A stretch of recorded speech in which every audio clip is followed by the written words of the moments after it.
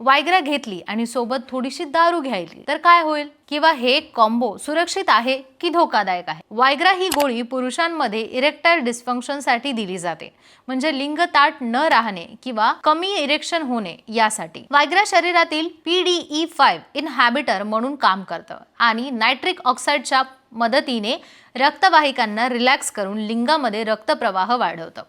परिणाम म्हणून इरेक्शन मजबूत राहतं आणि सेक्स परफॉर्मन्स सुधारतो.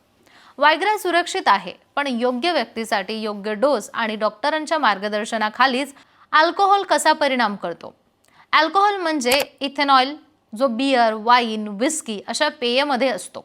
अल्कोहोल शरीरात जाईल तेव्हा लिव्हर मेटाबॉलिझमवर परिणाम होतो, नर्वस सिस्टीम शांत करतो आणि ब्लड प्रेशर, हृदयाच्या धगधग, मेंटल फोकस यावर थेट असर करतो. दारू घेतल्यावर शरीरातील ब्लड वेसल्स, हार्ट रेट आणि ऑक्सिजन सप्लाय मध्ये बदल होतो. आता विचार करा, वायग्रा प्लस अल्कोहोल एकत्र घेतली तर कॉम्बिनेशन सुरक्षित नाही.